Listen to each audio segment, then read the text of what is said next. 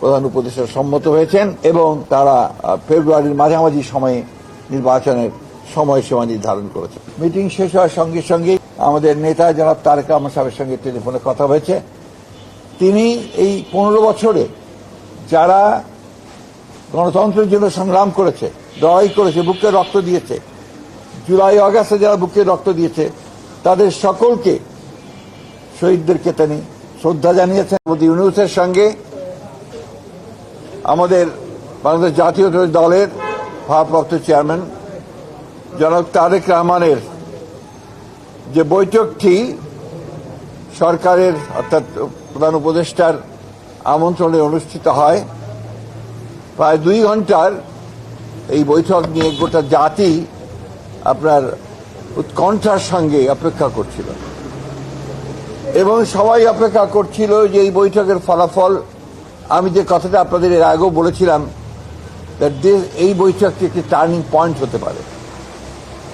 আল্লাহর কাছে অশেষ কৃতজ্ঞতা জানাচ্ছি যে সত্যিকার অর্থেই এই বৈঠকটি একটি টার্নিং পয়েন্টে পরিণত হয়েছে। আমরা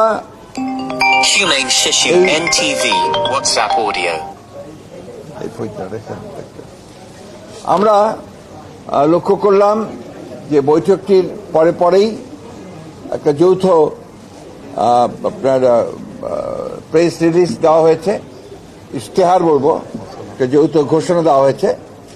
যে ঘোষণাতে খুব পরিষ্কার করে বলা হয়েছে যে আমাদের 2 নেতার বৈঠকটি ছিল অত্যন্ত সৌহার্দ্যপূর্ণ এবং অত্যন্ত একটা সুন্দর পরিবেশে বৈঠকটি অনুষ্ঠিত হয় এবং যে বিষয়গুলো আলোচনা হয়েছে তার মধ্যে প্রধান ছিল যে নির্বাচন ইস্যু। সেই নির্বাচন ইস্যুতে জনাব তারেক রহমানের যে প্রস্তাব, যে নির্বাচন যে ঘোষণা করা হয়েছে আপনার এপ্রিলে, যেটা প্রধান উপদেষ্টা ঘোষণা করেছেন, সেটা উপযুক্ত সময় নয় বিধায় তাকে পিছিয়ে নিয়ে আসা। এবং সেই ক্ষেত্রে আমরা অত্যন্ত আনন্দের সঙ্গে, গোটা জাতি আনন্দের সঙ্গে লক্ষ্য করল যে আপনার এইটাতে প্রধান উপদেষ্টা সম্মত হয়েছেন এবং তারা ফেব্রুয়ারির মাঝামাঝি সময়ে নির্বাচনের সময়সীমা নির্ধারণ করেছেন।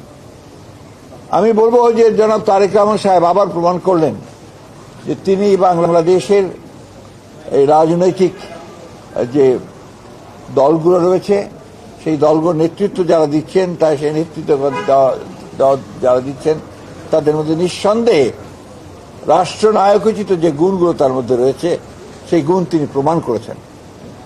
প্রথম একটি বৈঠক যেটা সত্যিকার অর্থে গোটা জাতি অত্যন্ত উদ্বিগ্ন ছিল, সেই বৈঠকটিতে তিনি আল্লাহর হুকুমে সফল হয়েছেন।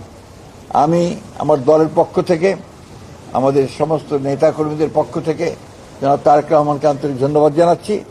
সেই সঙ্গে আন্তরিক কৃতজ্ঞতা জানাচ্ছি প্রধান উপদেষ্টা প্রফেসর ডক্টর মোহাম্মদ ইউনূসকে, যে তিনি অত্যন্ত বিচক্ষণতার সঙ্গে এই সভাটিতে জনাব তারেক রহমানকে আমন্ত্রণ জানিয়ে একটা যে স্টেলমেট ছিল, একটা যে আপনার সবকিছু অনিশ্চিত অবস্থায় চলে গিয়েছিল, সেই অবস্থাকে কাটিয়ে তিনি জাতিকে এই 2 নেতা আবার সামনের দিকে আশা নিয়ে এগিয়ে যাওয়ার স্বপ্ন দেখিয়েছেন। এটা আমি তখনও বলেছি যে এখন যেটা প্রয়োজন হবে সেটা হচ্ছে যে আপনার সমস্ত অতীতে যে সমস্ত ছোটখাটো আপনার একটু কথাবার্তা হয়েছে সেগুলোকে ভুলে গিয়ে সামনের দিকে জাতীয় ঐক্যকে আরো দৃঢ় করে এবং যেটা বলা হয়েছে আপনার সমস্যাগুলোকে সমাধান করে নিয়ে আমরা যেন অতি দ্রুত একটা নির্বাচন, যেটা বলা হয়েছে ফেব্রুয়ারির মাঝামাঝি সময়, সেই নির্বাচনে সুষ্ঠুভাবে সুন্দরভাবে যেতে পারি এবং জাতির যে আকাঙ্ক্ষা সেটা পূরণ করতে পারি এবং এই 15 বছরের ফ্যাসিস্টদের যে ধ্বংসস্তূপের মধ্যে যে স্ট্রাকচার, যে কাঠামো, সেই কাঠামোকে নতুন করে গণতান্ত্রিক কাঠামোতে আমরা রূপান্তরিত করতে পারি। এই বিষয়টা সবচেয়ে গুরুত্বপূর্ণ যে আমরা প্রায় 15 বছর পরে একটা গণতন্ত্রে উত্তরণের একটা আমরা সুযোগ পাচ্ছি। গণতন্ত্রের যে ট্রানজিশন টু ডেমোক্রেসি, যে কথা আমি বারবার বলেছি, সেটাই একটা নিশ্চিত আমরা সেই দিকে এগিয়ে যাচ্ছি। স্মরণ করছে শহীদদেরকে? আমি এই সঙ্গে আজকে সত্যিকার করতে বলতে কি সবচেয়ে বেশি স্মরণ করতে হয় আমাদের সেই সমস্ত শহীদদেরকে যারা জুলাই আগস্ট মাসে তারা অধিকার আদায়ের জন্য তারা তাদের প্রাণ দিয়েছেন, প্রাণ দিয়ে সে পরিবর্তন ঘটিয়েছেন, ফ্যাসিস্টকে পরাজিত করে তাকে পালিয়ে যেতে বাধ্য করেছেন এবং বাংলাদেশের মানুষের জন্য একটা নতুন সম্ভাবনার সৃষ্টি করেছেন। চতুর্দিকে একটা অনিশ্চয়তা ছিল এবং অনেকে অনেক কথা বলছিলেন বিভিন্নভাবে।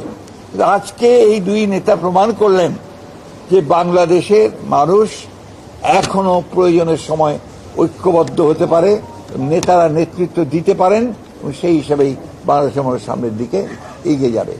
আমি এবং আমি আমি যে কথাটা আবার আমি বলতে চাই যে আমার সঙ্গে মিটিং শেষ হওয়ার সঙ্গে সঙ্গেই আমাদের নেতা জনাব তারেক রহমান সাহেবের সঙ্গে টেলিফোনে কথা হয়েছে।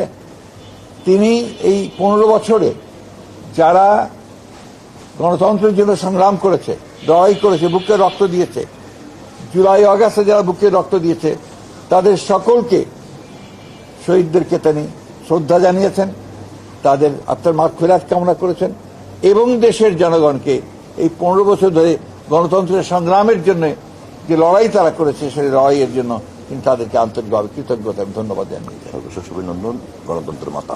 সবচেয়ে আমাদের অভিনন্দন তিনি জানিয়েছেন আমাদের নেতা কর্মী যারা এই দীর্ঘ 15 বছর ধরে আপনার লড়াই করেছে, সংগ্রাম করেছে, নির্যাতন সহ্য করেছে, প্রাণ দিয়েছে বিএনপির, তাদেরকেও তিনি আন্তরিকভাবে ধন্যবাদ শুভেচ্ছা জানিয়েছেন। একই সঙ্গে তিনি অত্যন্ত বিনয়ের সঙ্গে, শ্রদ্ধার সঙ্গে তিনি তার মাতা এবং আমাদের গণতন্ত্রের মাতা, আমাদের দলের চেয়ারপারসন দেশনেত্রী বেগম খালেদা জিয়াকে তার কৃতজ্ঞতা জানিয়েছেন, শ্রদ্ধা জানিয়েছেন যে তাকে সঠিকভাবে তিনি দিক নির্দেশনা দিয়েছেন, দল এবং দিক নির্দেশনা দিয়েছেন। আমি আপনাদেরকে, আমাদের সাংবাদিক ভাইকে আন্তরিকভাবে ধন্যবাদ ও কৃতজ্ঞতা জানাচ্ছি যে আপনারা এই বছরগুলোতে, বিগত বছরগুলোতে যেভাবে কষ্ট করেছেন, রোদে পুড়ে জীবনের ঝুঁকি নিয়ে সমস্ত কাভার করেছেন গণতন্ত্রকে উত্তরণের জন্য, আমাদের সামনে সেই সম্ভাবনার দ্বার আবার উন্মোচিত হতে চলেছে। আসুন আমরা আবার সবাই মিলে এই সম্ভাবনাকে সামনের দিকে এগিয়ে নিয়ে যাই। জনগণের আকাঙ্ক্ষা যে গণতন্ত্র প্রতিষ্ঠা করা, সেই গণতন্ত্রকে আমরা প্রতিষ্ঠা করার জন্য সামনের দিকে এগিয়ে যাই। একটি কথা আমাদের সবসময় মনে রাখতে হবে যে গণতন্ত্র কিন্তু একটা দিনের ব্যাপার নয়, গণতন্ত্র হচ্ছে একটা চর্চার বিষয়, এটা একটা কালচার, সেই কালচারটা আমাদের মধ্যে গড়ে তুলতে হবে। সারাক্ষণ একে অপরকে বকাবকি, গালিগালাজ, আপনার সোশ্যাল মিডিয়াতে বকাবকি, অমুক খানে বকাবকি না করে আসুন আমরা সবাই একসাথে একযোগে জাতীয় ঐক্য সৃষ্টি করে আমরা দেশকে পুনর্গঠনের জন্য, নতুন বাংলাদেশ গঠন করবার জন্য এগিয়ে যাই। আমাদের শহীদ প্রেসিডেন্ট জিয়া রহমানের স্বপ্ন, আমাদের নেত্রী দেশনেত্রী এবং খালেদা জিয়ার স্বপ্ন, আমাদের নেতা তারেক রহমানের স্বপ্নকে বাস্তবায়িত করার জন্য, আর আমাদের যে সমস্ত শহীদরা প্রাণ দিয়েছেন তাদের স্বপ্নকে বাস্তবায়িত করার জন্য। আপনাদের সকলকে ধন্যবাদ। মাননীয় মহাসচিব, নির্বাচনের সময় বাদে জুলাই ঘোষণাপত্র বা সংস্কার এই সাথে এটা তো আপনার অলরেডি বোধহয় আপনার এসেছে, চৌথ ঘোষণা এটা এসেছে, এটা হয়ে যাবে এই সম্পর্কে। নির্বাচন ফেব্রুয়ারির মাঝামাঝি হওয়ার জন্য সর্বসম্মত, এটা কি আসলে বিএনপি এবং প্রধান উপদেষ্টা যে বৈঠক হচ্ছে সেই বৈঠকে কি সিদ্ধান্ত? হ্যাঁ অবশ্যই, এতক্ষণ কি শুনলেন, ইশতেহারই আছে এবং যেটা ঘোষণা দিয়েছেন কিন্তু আপনার সরকারের উপদেষ্টা একজন ডক্টর খলিল, এরা যৌথ ঘোষণা হয়েছে। Thank you very much. যেহেতু নির্বাচনের ডামাডোল বেঁধে গেছে বলা যায়, ইলেকশন কমিশনের আমি বুঝিনি আপনার প্রশ্ন। আজকে এই মুহূর্তে আর অন্য কোনো প্রশ্ন দরকার নাই, নির্বাচন কমিশন টমিশন সব ঠিকঠাক মতো চলবে। ধন্যবাদ।